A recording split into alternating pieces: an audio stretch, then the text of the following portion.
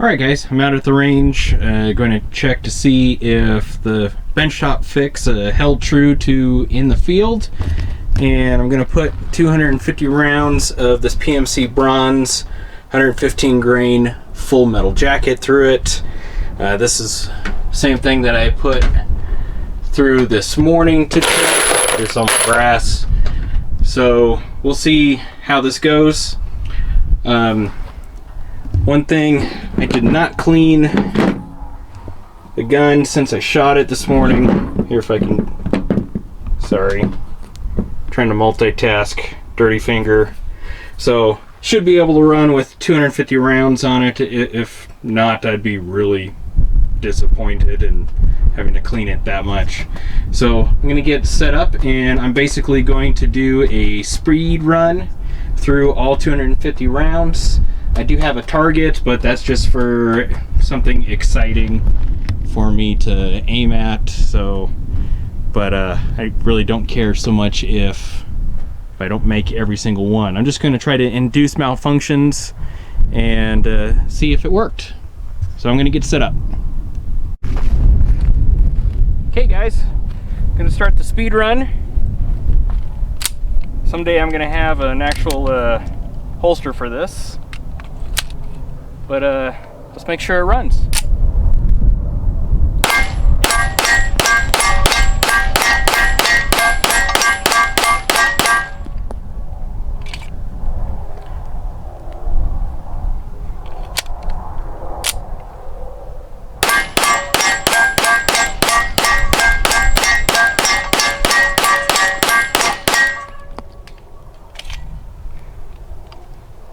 First two mags, not too bad.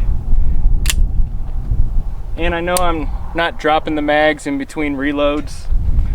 This is pretty dusty stuff out here, and I'm trying to test to see if my fix will work on this gun, not inducing dirt and debris in. I'm gonna reload. All right guys, this is round 2 of the speed run, and I'll tell you that so far, just reloading the mags since deburring these feed lips, a lot more enjoyable.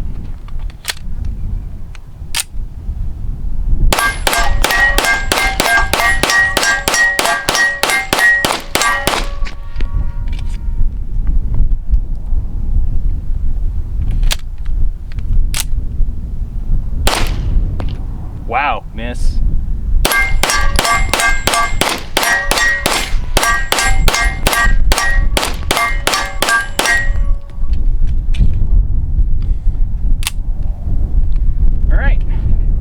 Round 2 successful. That feels so nice.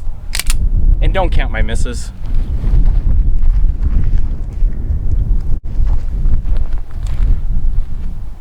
All right, round 3. Really bugs me that some of you are going back and counting my misses.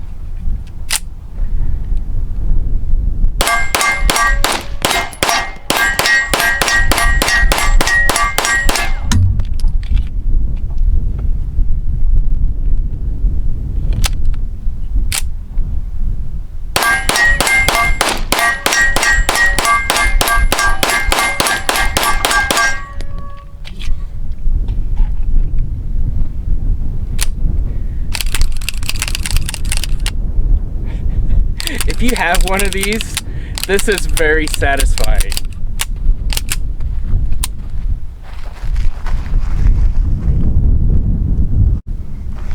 All right, this should be number 4.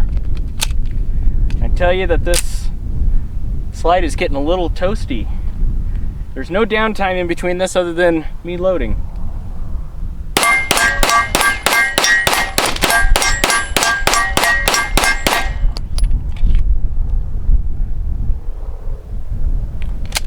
Did I flinch on that lock back? I think I did.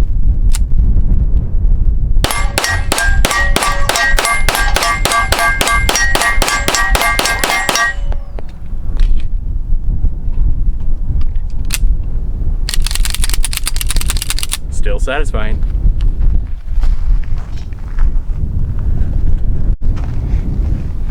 All right, guys. Another round.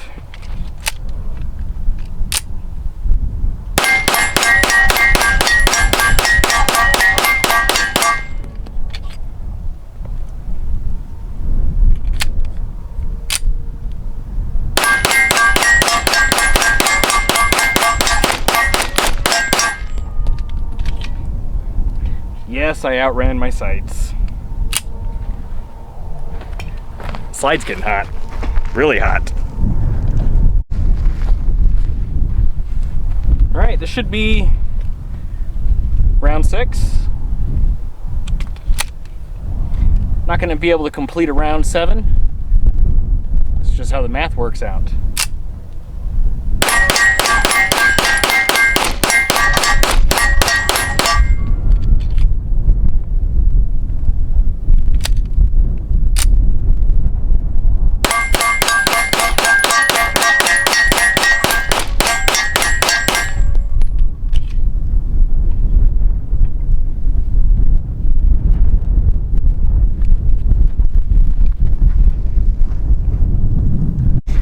Alright guys, so last run through. So got a partial in the 17. I think there's about 7 or 8 in there. And I got a full 20 in the other mag. So let's finish this up.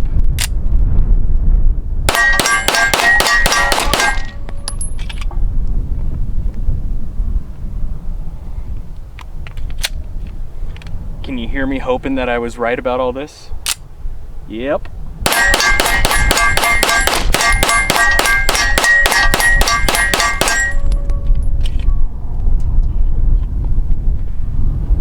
Alright guys, so what does all this prove?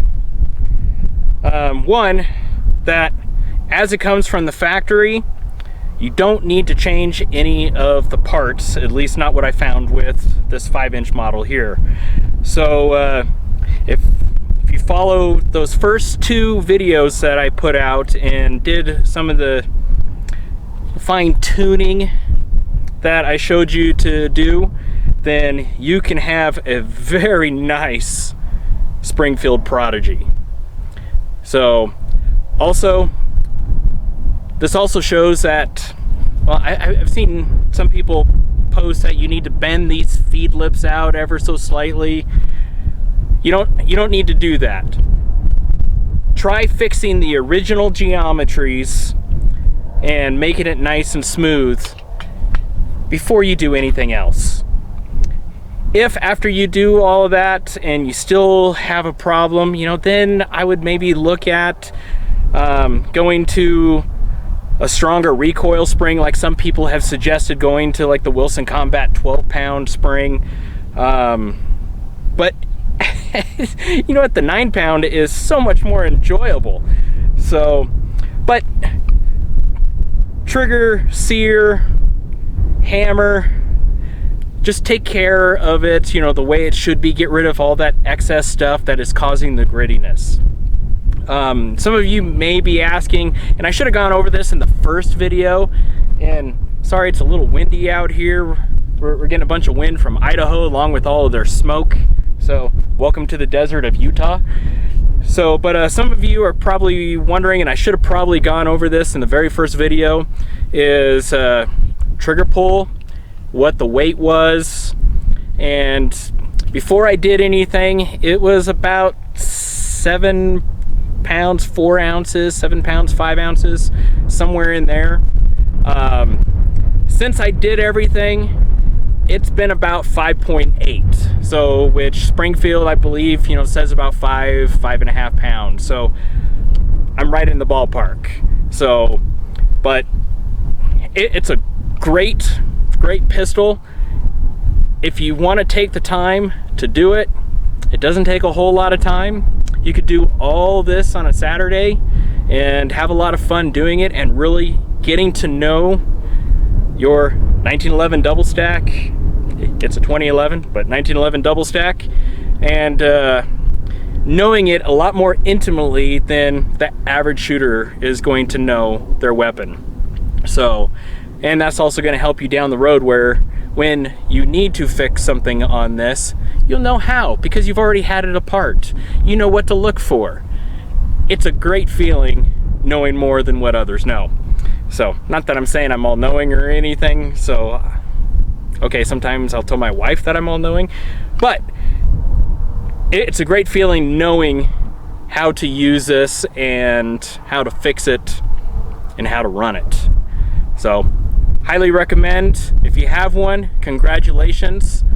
Put in the effort, make it what it should be. And man, I hope you could hear me through all that wind. So, have a good one, guys. Get out, train, shoot a whole lot.